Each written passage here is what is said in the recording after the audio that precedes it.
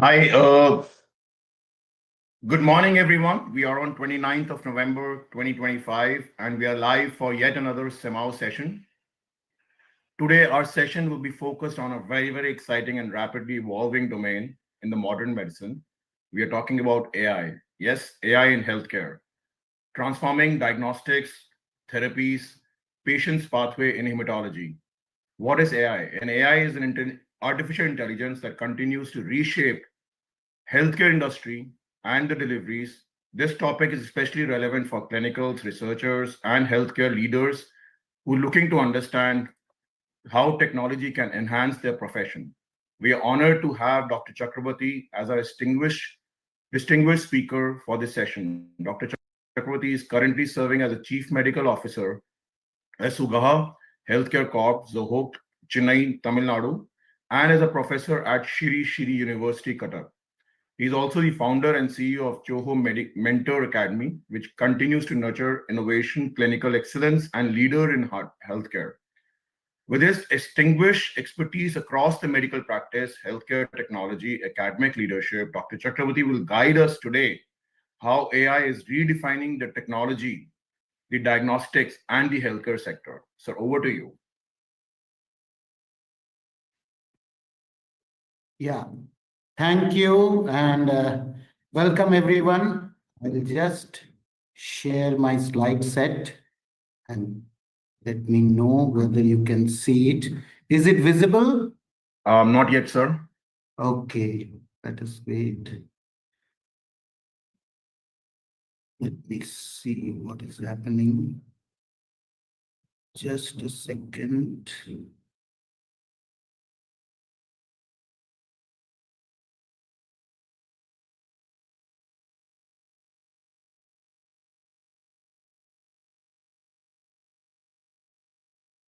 Yes, now we can see the slide. You can put it on. Yeah.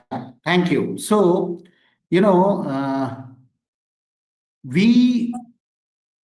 healthcare providers are still behaving as if, it's a newborn and we will wait to see those and all. But I'll try to give you a perspective as we fit in it. So I actually live in a village in Tenkasi, Tamil Nadu, which is the global headquarters of Zoho Corporation. And I bring you greetings from there. Today, what we will discuss is obviously what is AI, especially from the clinician's perspective, from the lab diagnostic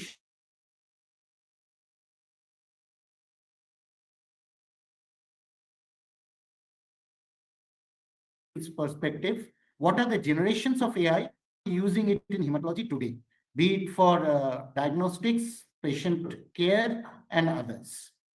So as we know, anything artificial is a copy of human intelligence. So obviously, this is also a copy. We still do not know whether it's a good copy because we don't understand the human brain's function, but we are trying to reproduce it. But we have given this capacity to the machines, and we humans only have given it, is to memorize and learn from experience. That is how we conduct our exams. But we are now enabling the machines to think, create, speak, maybe create good video films, judge and make decisions, which makes it the most powerful tool, whatever you have seen till date. So you have to understand this entire artificial intelligence is basically harboring many subsets within it, like machine learning, deep learning, and then within it came generative AI, which everyone knows as, Chat GPT, and then you have Gemini and Anthropic. You have these models sitting there. We will do a ramp walk. And so Chat GPT is just only a part of it. Remember, it's a user interface for using that model. So when I talk of generations of AI, it's not like, the generations of iPhones. It is much more complex and empowering at the same time. So AI started when most of us were not even born, right? In the 1950s. At that time, it followed directly encoded rules. So if then, and so an expert would code and then it could do it. With that kind of AI developed so many years back, IBM's Deep Blue actually beat Kasparov. And in healthcare, even today, we used rule-based clinical decision support tools. We call it CDSS, and these are still being used. The only problem here is that if the human who is developing it has logic errors and bias, they get encoded in the rules, so they might not work well in real world situations, but they were doing a decent job. Then came the first decade of this century when we developed what we now call as deep learning. So previously you could just ask it, is this a picture of a cat or a dog? Now you can ask it that how many dogs will be in the park in front of my house at noon, because it can look at all the data, it can retrain itself and tell you. And this is where a major evolution occurred, and you'll see a lot of things in social media like Google's diabetic retinopathy detection, breast cancer, lung cancer screening, skin condition classification, even prediction based on electronic health records as to who will go home and who has a high chance of fatality or severe comorbidity. In fact, whatever you're using in your phone now in terms of automated text generation while you type the first word, and then voice to text, and then language translation, these are all AI 2.0. The only problem with this generation is it has some out of distribution problem because real-time data often differs from training data. And it is a typical characteristic which we call catastrophic forgetting, right? So it does not remember early parts of a long sequence of tests. And again, the bias which I discussed in 1.0, that has remained. And then came 2018, the foundational models, and which were accelerated during COVID, which can generate new content, perform different types of tasks without new data or retraining. So, it's like an unsupervised intern, but it has some self-supervision. So now it can not only tell you how many dogs and cats will be in the park at noon, but it can tell you the difference between a cat and dog. But the problem is if you ask it, how does it know? It will not be able to tell you now. So even the agentic chatbots and all are all based on foundational models. In healthcare, you specifically have MedPalm and MedPalm 2 from Google. You now have medically tuned large language models like PubMed GPT, BioGPT, and obviously the others like Grok, Plot, they are doing it. But now what have we introduced? The bias was there, but now we have introduced something called hallucination. That means these models are confidently wrong. You ask them an information, the first thing is it will say, great question. Then it will give you an answer, it will give you references. Reject the references, most of them will not exist. So when I do a review of anything, it gives 5 references of my publications, which I have never done. So you have to understand that just as an alcoholic, it is confidently wrong and you have to be very careful.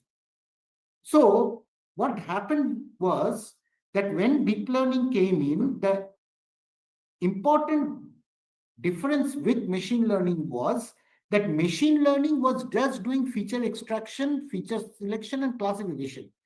Here we were using a convolutional neural kind of network where it actually requires powerful GPUs, and it does not need to understand the best features that represent the data. So, but what it interprets and how it gives it obviously is a big problem. Most important you have to understand is, as healthcare providers, we are the primary data scientists.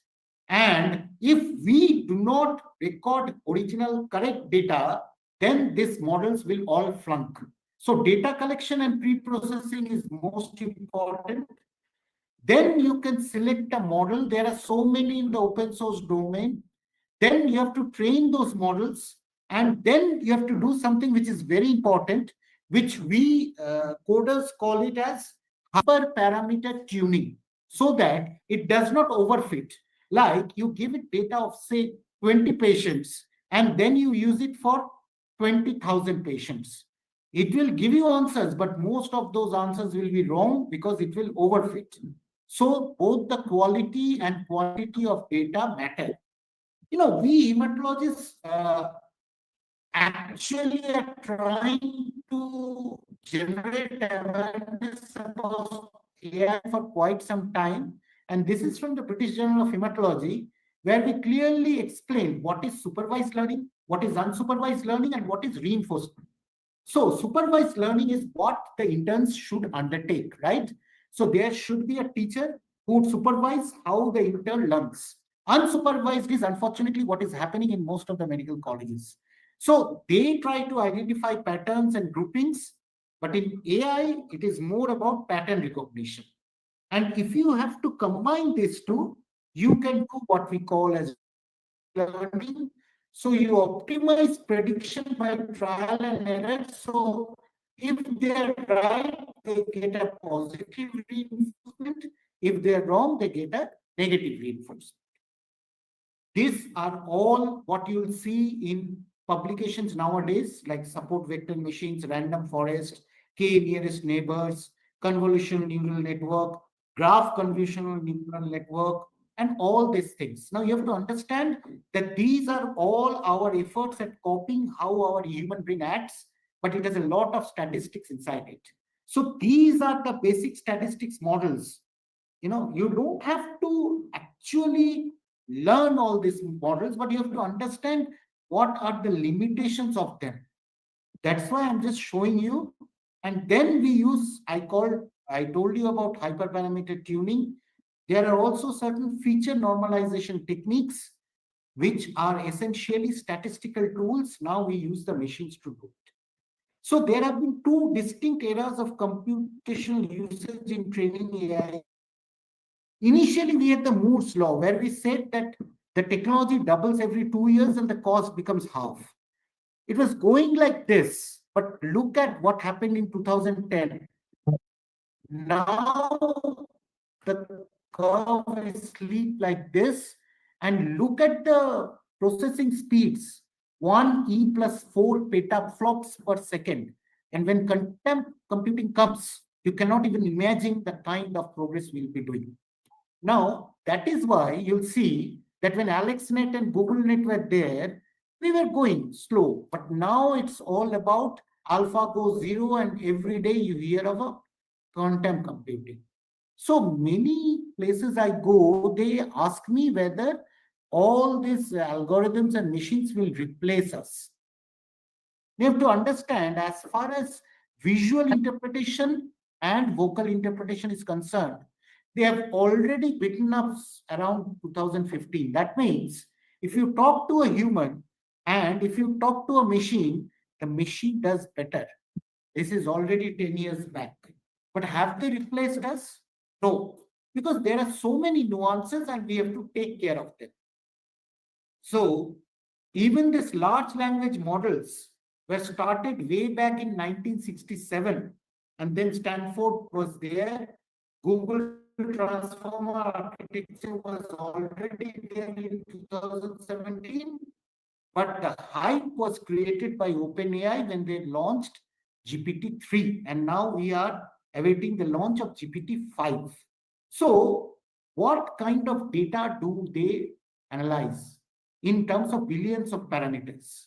So GPT-3, they never tell the truth, but it's somewhere around 175 billion parameters.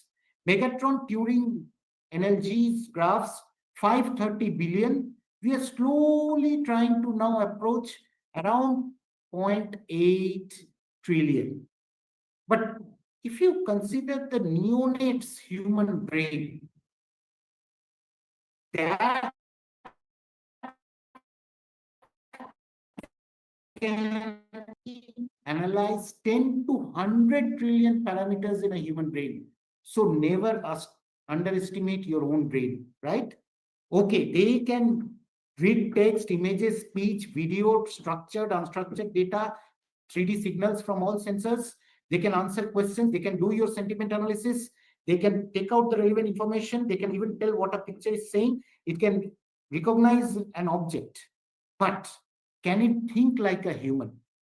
So even after ChatGPT passed the Turing test, that means a human could not distinguish whether he was answering it or a human was answering it. It performed just like a 9-year-old in the theory of mind, which is a kind of reasoning ability. So when it first released its O1, there was a lot of hype about it, with reasoning abilities. But as physicians, we need to understand what are the different types of reasoning AI does. Some of this the humans also do. So you have deductive, inductive, abductive, analogical, even common sense, which is not that common. And then you have monotonic and non-monotonic. And then you have fuzzy logic, which is all over the place in your washing machines and others. And they're slowly being incorporated into healthcare. So what is deductive? This was AI version 1. If there is a presence of certain symptoms, it matches a known pattern, it gives you a diagnosis, right? This is what we also do, but it all depends whether those patterns are already loaded. So what is inductive reasoning? It can analyze large data sets of specific observations, like say patient symptoms, test results, and it then finds patterns and then makes broader probabilistic conclusions, which is akin to say weather forecasting, right? This is what inductive is. Now, what is abductive? Nothing about kidnapping. It generates the most plausible explanation for a patient's symptoms by forming and evaluating hypotheses against the observed data like symptoms and medical history. So it's a kind of Bayesian thinking where it looks at those symptoms, it looks at the results, and then it generates certain hypotheses and gives it weightage. This is exactly how a doctor thinks. Then you have what is called analogical thinking. So here you have case-based reasoning systems where it has similar case reports all in its database, and it solves new patient problems by drawing parallels. Like we use PubMed to look at case reports and diagnose our patients. But what is common sense, right? Does AI have common sense? Yes. It is being empowered to understand context, make inferences, and interpret situations beyond the raw data. So suppose it comes to know that a patient is feeling dizzy and he's a diabetic and he has missed his breakfast, it would automatically deduce that here it is probably not AMI. The chance is more of it being a hypoglycemia. So that is what common sense reasoning is in AI. Now, what is monopony? Monotonic is that it will not change. There are some truths, though medicine does not have any laws. But if the blood pressure today is above 140/90, it is hypertension. It does not change it unless someone feels that it has to be changed. But what is non-monotonic reasoning?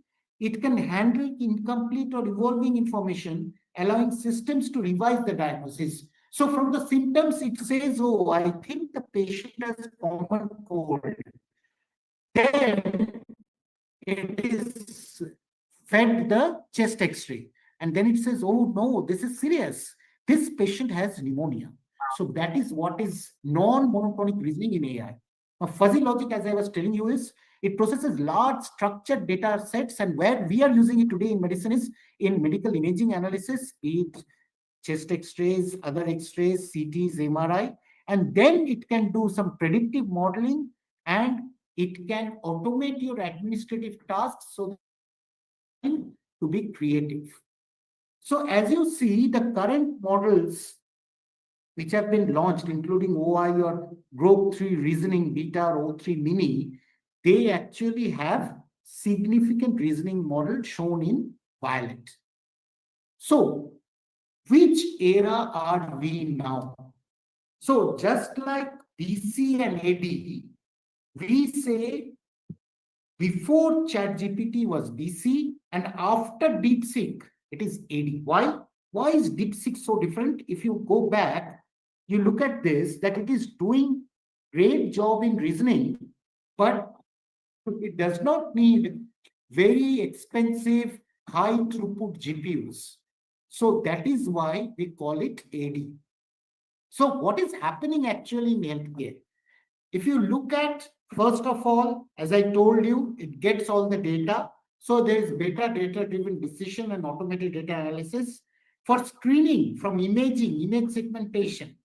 Then you develop certain biomarkers, combined with it some blood parameters, urine parameters, and you do an automated detection. You can also do a good prognostication, risk stratification of disease, and then you can do cancer detection, monitoring, progression. And on top of that, we are going slowly towards personalized cancer therapy. Not one size fits all, and it's not about carpet bombing like Intel. Now, you have to understand that AI cannot work in a silo, in isolation. It relies on big data. So where from does this big data come from? Right? It is coming from genomics, because now you have next generation sequencing at a reasonable cost. It is coming from the epigenetic data, methylation, demethylation. It is coming from the proteomic data using Maldiv and all other platforms. So you exactly know after the gene gives the signal what happens to the protein, how the transcriptomics is working. But most important for us, it gets data from electronic health records and electronic medical records. So if you're not using it, where will it learn from? Where will it get the big data from? But I've told you about so many omics. Now the in thing is exosomic, exposomics. So exposome is whatever you're exposed to right from your mother's womb till your death. And there is an environmental exposure and there is a humanistic exposure. So humanistic exposure is the socio-economic, lifestyle, psychological, how anxious you are, what kind of food you're taking, what is your work stress, and environmental is both internal and external environment. This kind of big data come other than AI, no one will be able to interpret it. So there are challenges here. We are trying to do exposome data engineering and spatio-temporal aggregation, time series, exposome health association, because our ultimate aim is disease prediction and prevention. But there are also certain small sample learning models which looks at the big data, remains within your institution, and then tries to do it.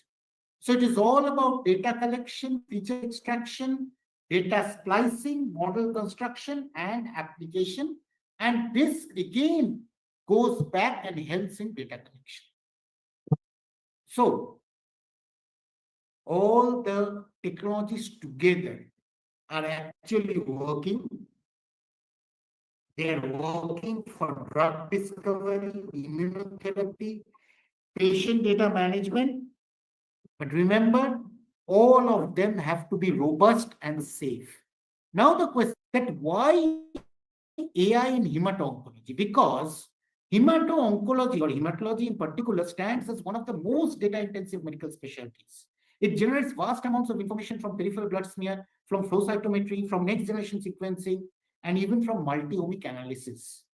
So this wealth of data actually presents a challenge, but it also gives us an opportunity for the modern clinicians. And where does these diagnosticians face a problem? Cognitive fatigue. If you're having long microscopy sessions, any brain will get fatigued, and you're doing routine work. And then no two hematopathologists can agree on a particular diagnosis. It has been proven multiple times. So even World Health Organization has its own classification, International Cancer Congress has its own classification, and within it, you will see that they say ultimately they went into a consensus, but there was some discordant data. And there are a lot of time constraints when processing complex data sets. So these challenges become particularly acute when dealing with rare cell populations, even rare diseases or subtle morphological changes. Now you're doing single gene sequencing. So imagine the kind of data what you are doing. Now, whatever I could make you understand about artificial intelligence, you must have understood that it is very good at pattern recognition, at high dimensional processing, and multi-dimensional integration is what it is capable of. And that's why it does well in predictive analysis, prognostic biomarkers, treatment response. The entire patient pathway can be better if it has certain data. But the critical principle you all have to remember is that it augments rather than replaces clinician. It's a powerful diagnostic adjunct. It enhances human expertise, but you have to preserve the irreplaceable clinical judgment that defines quality patient care. Now, as I showed you the generations of AI, what were we doing in hematology? In 1980s, we have already developed image processing software, automated blood cell morphology. There are European versions. There are now Indian versions, which can assist cytologists in differentiating different types of leukocytes and other abnormal cells. In the last century, we developed rule-based expert systems in laboratory medicine. This I'm talking only of diagnostic hematology, right? And then 2010, when you got those machine learning, SVMs, gradient boosting, so non-linear biological data, along with proteomic, transcriptomic data. And then with deep learning, with the convolutional neural network, they have started outperforming pathologists in classifying bone marrow aspirates and medical images, but don't feel threatened. No, they will do some things good, they will do some things bad. Human in the loop is the most important strategy. And today, the generative AI models actually simulate new molecular structures. They synthesize training data. So it's very good for training the future hematologist also, and they can generate explainable insights for precision medicine. But there are certain black boxes there. So this is from an article published in Blood Advances on 6 November. These are the terminologies we are now using. So you might be thinking, what is agentic AI? They are capable of autonomous decision making, self-directed goal setting. They can work on your behalf, but then it can commit mistakes also. So if I want to demonstrate the difference between machine learning in hematology, deep learning in hematology, machine learning will go through the joint ultrasound images. They will extract the features into algorithms, classify them into patterns, and say whether there has been a bleed or not. Deep learning actually uses neural networks to perform that same task. Sometimes it is better, sometimes it is worse. So in digital morphology, digital microscopes have transformed, like YOLO V10 model now demonstrate exceptional performance metrics, 96.85% accuracy, 96.76% F1 score, 12 distinct white blood cell types. So especially in the districts where you do not have trained pathologists or even good trained technicians, this can create the difference. Even for bone marrow morphology, it can not only diagnose leukemias and other blood cancers, it can also say what is the degree of fibrosis, which even, expert hematologists need some years to learn. And it's a Cohen's kappa coefficient of 0.83. Obviously, nothing is 100%.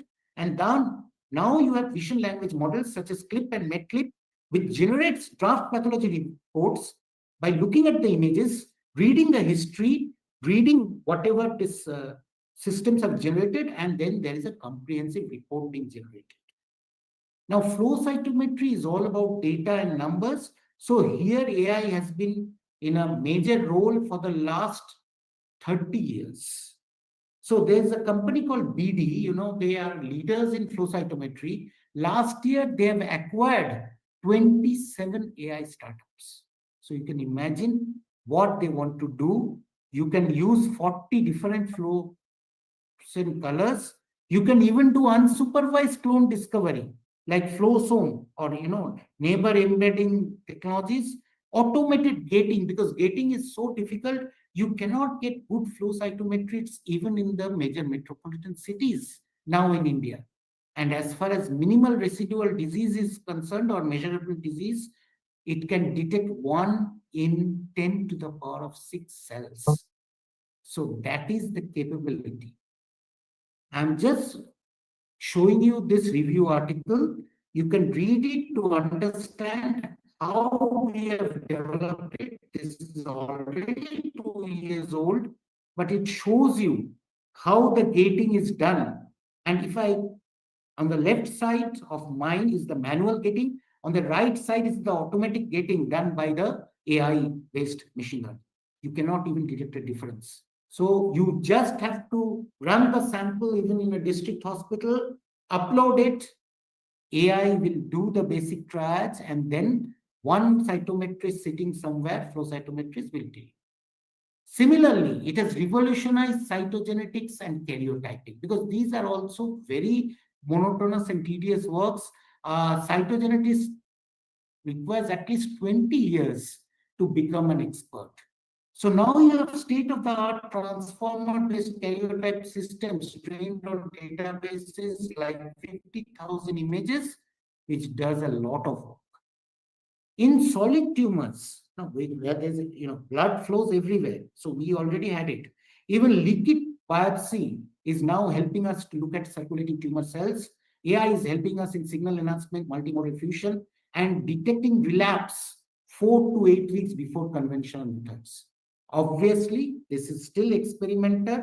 It has a 75% sensitivity, but 98% specificity.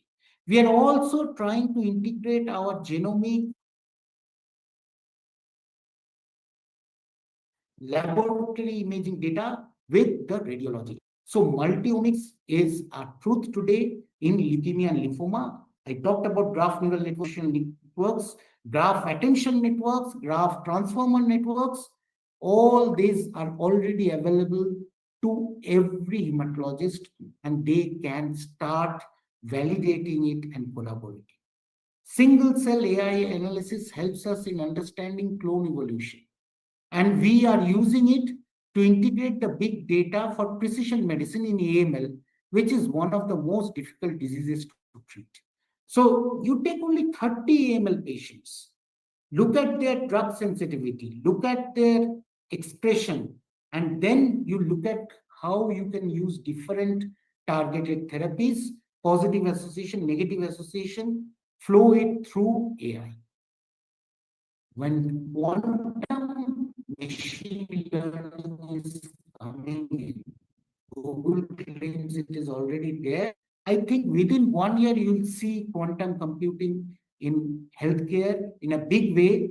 We are already using QProteoML in multiple myeloma. So we call it QPCA, QSVM. It performs classical machine learning, but it can detect drug resistance pattern and early relapse far ahead of time. Now, here is a question for all of you. You can share your opinion in the chat box.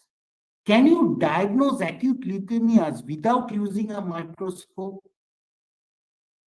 That means without looking at the peripheral blood smear. What is your opinion? Is it possible or impossible? Let me show you.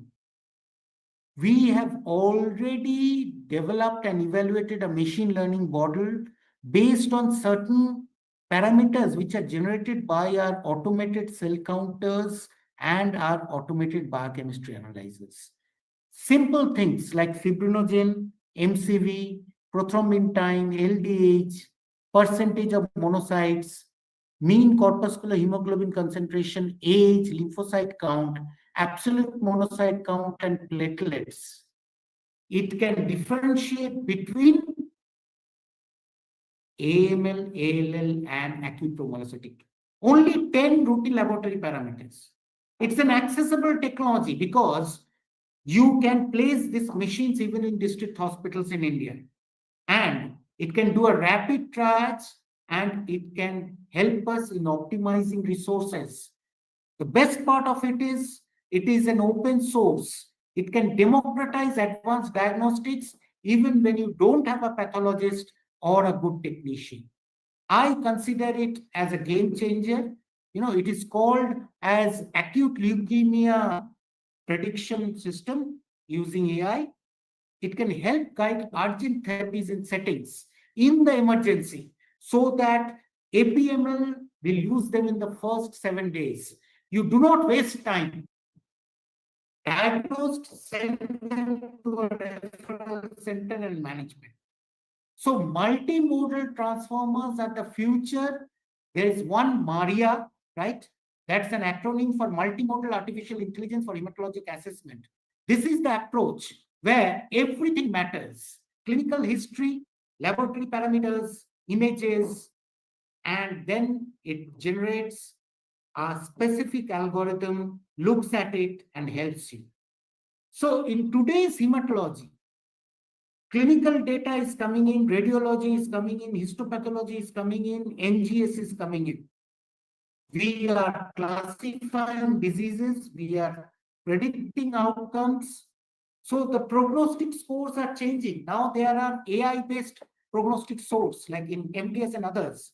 And we are generating digital twins of the patients. So if the entire journey is captured, we can predict what is going to happen. So if I look at hematology diagnostics in 2025, you have cytomorphology, you have flow cytometry and cytogenetics, automated image data processing. This is already a truth.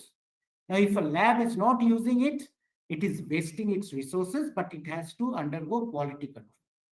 So what are the considerations for clinicians? The most important consideration is in your rush to use it, do not compromise the privacy of your data. What is federated learning? Means your data remains within your institution, within your system.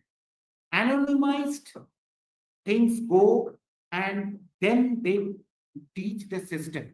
It's just like Google Maps. When you see a red road, you cannot identify whoever given it, but it shows that there are so many cars stalled there that road is now congested. Model calibration. And this model calibration cannot be done by engineers. It has to be done by clinicians. And then you cannot use black boxes like OpenAI and Gemini and others today because you have to sign the reports. You have to take a treatment decision. So we are trying to incorporate explainability tools. Regulatory compliance is important. You have even in India now software as a medical device, but they need good clinical validation.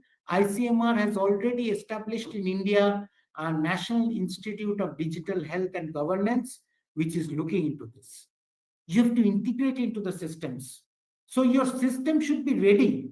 If your staining is not good, if your basic systems are not well calibrated, it will only be garbage in, garbage out.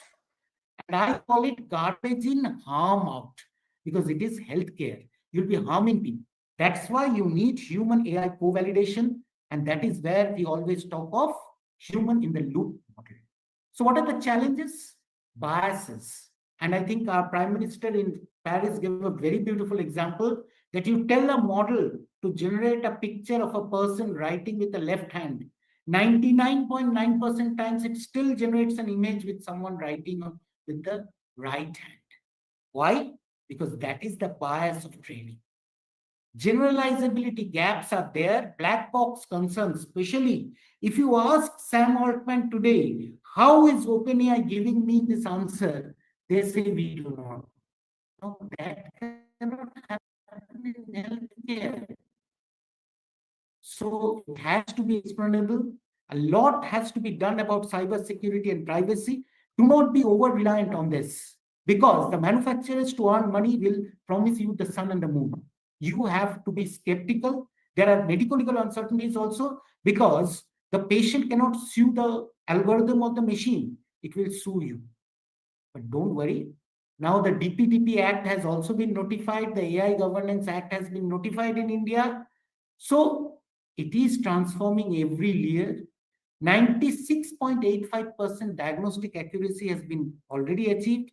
10 to the power of -6 MRT sensitivity, 4 to 8 weeks earlier detection, 99% of the times it can detect a single cancer stem cell. And this is the future which has just started. I think it has been born 2 to 3 years back, integrating previously siloed data streams. So clinical narratives, and there you have ambient scribes. You keep on talking with the patient, it actually generates a structured medical note. They are already there. Laboratory time series, digital pathology, flow cytometry, genomics, imaging, PET CT, and then you get. And what is the real world impact? Like AI trial I showed you, peripheral hospitals can diagnose leukemias within minutes. It will improve the efficiency of a reference laboratory. Molecular laboratories are already using it for NGS. Clinical decision support becomes better, and you can longitudinally monitor if through, say, we have ABDM, where we have an ABHA ID in India, the entire data is supposed to be captured. So we are trying to break the geographic barriers and reduce the diagnostic delays. But where is hematology? This is what I downloaded last week from the US FDA website. Out of 1,248, more than 900 are in radiology. Hematology is here. Pathology, oh, it's here. So let us remove the big data of radiology, and then you'll see hematology and pathology. They are right now only FDA approved, less than 20 AI applications. So we still have a long way to go. What will we do in the next decade? We will clinically validate and deploy. We will standardize and scale it, and clinicians have to play an important role. And then by 2035, you can get a precision medicine at scale. So, dear friends, AI can transform every diagnostic layer and help in therapy also, but it is an augmentation, not a replacement. Multimodal integration represents the future. Implementation requires thoughtful approaches, good vision, and collaboration. The hematologist, or in fact, any clinician, has to be AI literate, because otherwise the technology will fool you. This is what we are doing right now. Patient specimens, clinical information, multi-omic panel. You can then predict it, prognosticate it, and diagnostic. This is a visual abstract from the review article, which shows you in drug development, in diagnosis, in prognosis, treatment, and research, there has been a revolution. We can't deny it, but we have to critically evaluate them. We have to collaborate with the other disciplines. So as I always say, please don't leave it to the engineers. Please don't leave it to the CEOs who are running after profits. You have to have a fair play. And that's why clinicians should take a leadership. And if you're interested, we have recently published a book in India, and I've written the chapter on hematology and oncology. You can scan this QR code and get in touch with me through various platforms, and would be lovely to answer your questions.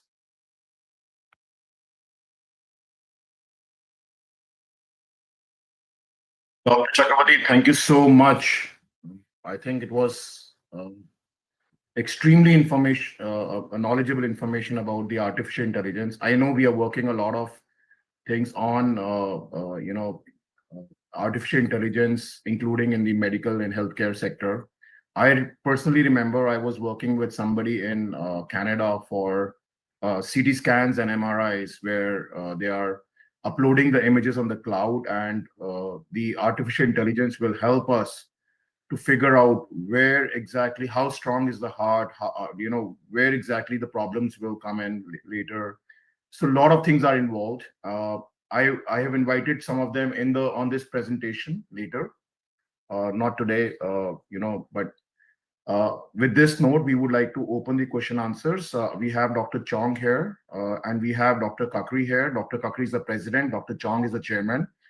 Before I can invite Dr. Chong, can I have Dr. Kakri here if he's still available? Dr. Karki?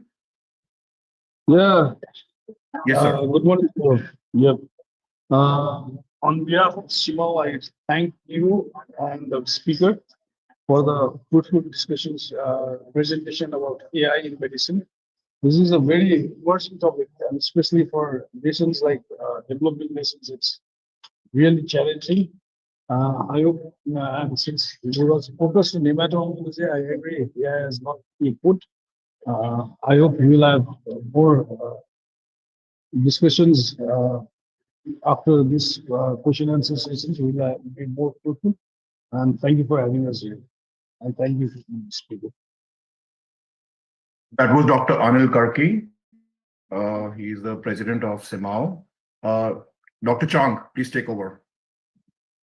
Thank you, Sarah. And thank you, President, for your message for all of us. Welcome. And Dr. Chakrabarti, thank you very much for that wonderful presentation. I just have a question. This agentic change that they talk about will probably result in a lot of job restructuring, loss of jobs, etc. Do you see any major impact of AI for the medical sector? Yeah, so that's a good question because everywhere I go, people ask me, will it replace us? Now we have to realize in a country like India, you have a significant population who never come in contact with a physician throughout their life.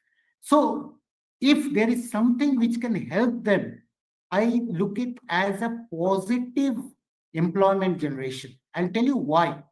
Right now, I am doing a piloting where you have certain point of care diagnosis at the village, and you have a trained human who is interested. Need not be a trained doctor, need not even be a trained nurse, who can be the buffer between that human, that point of care, and maybe a teleconsultant specialist sitting somewhere in a city. So all those things, if they're used correctly, new types of jobs can be generated. But obviously, if you talk of receptionists and other things, they might lose their jobs because we are already seeing it in the healthcare sector that agents are doing. Sometimes they're not doing a good job.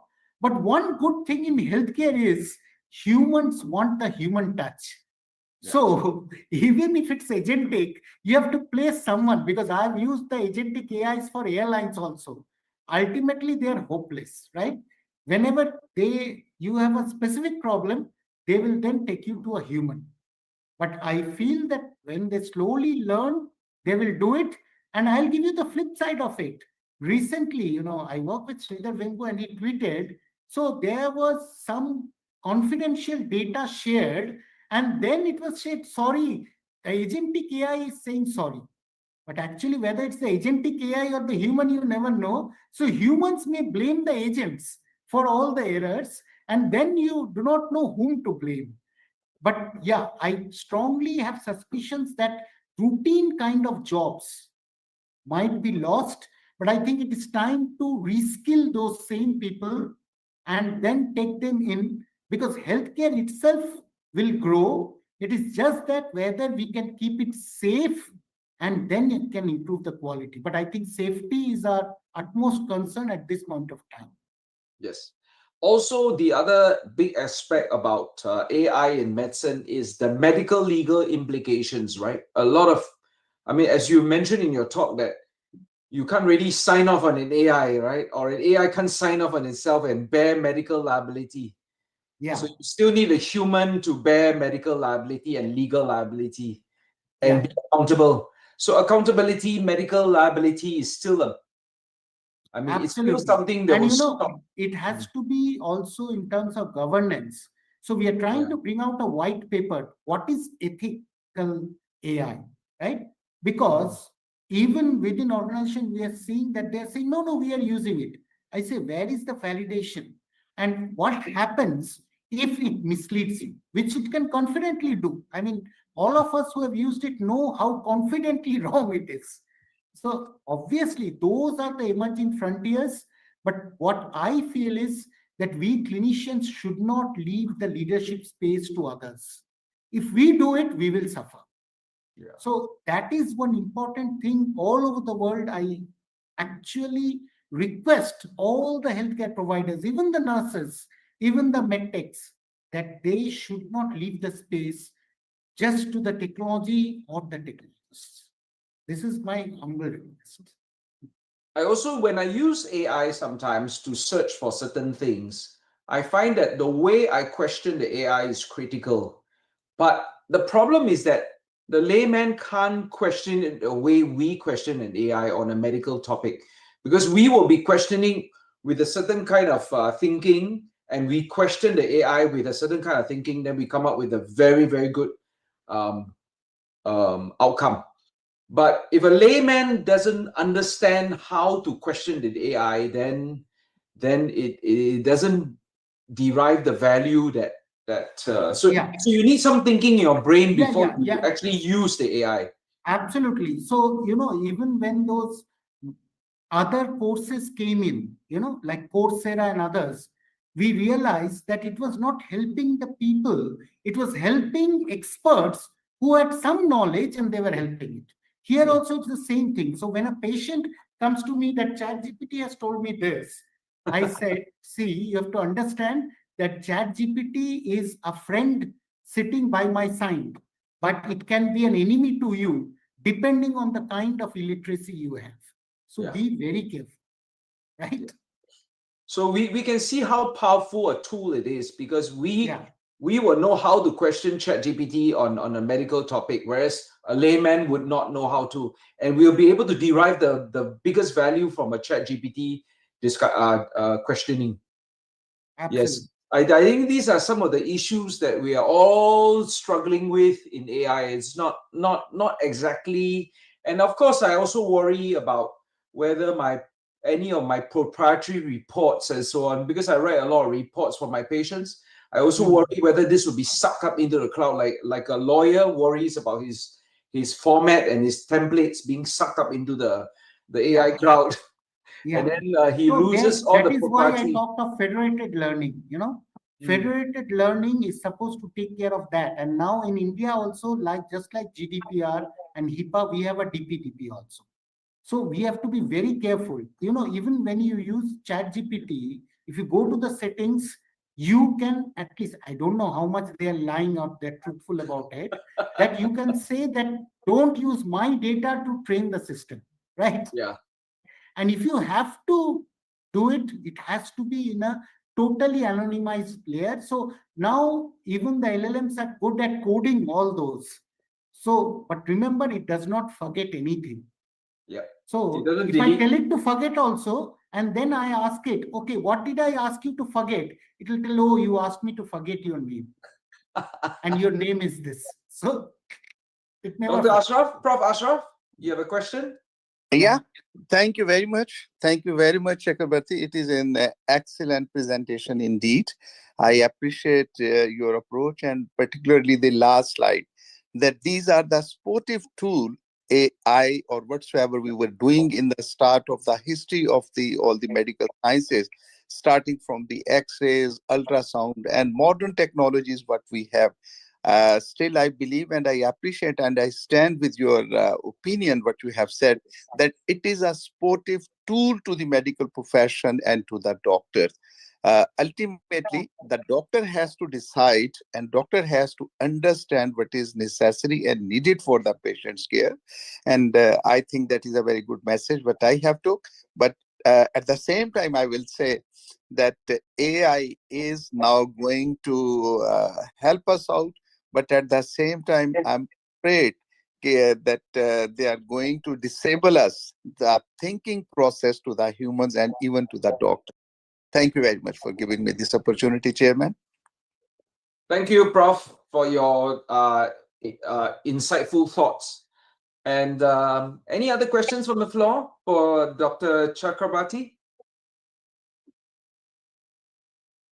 Well, if no questions, I'd like to thank Dr. Chakrabarti for his wonderful presentation. And it's always good to have a good insight into a topic which is so hot now and really is in our face, whether we like it or not. It's right in our face.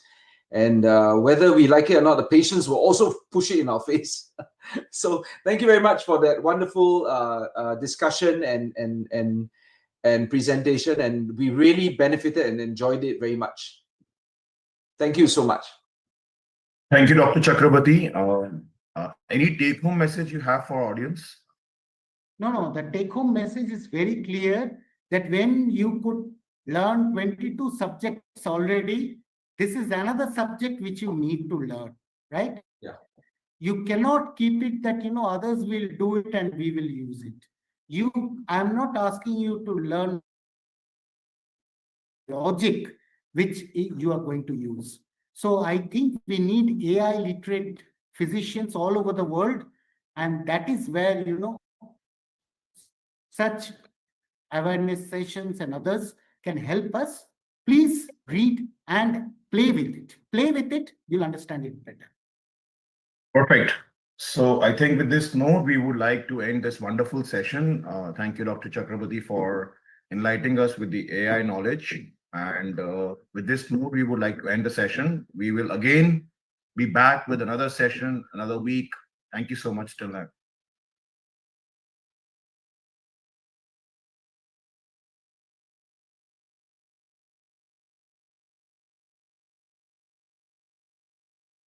आप हमारे साथ हो. Are you excited?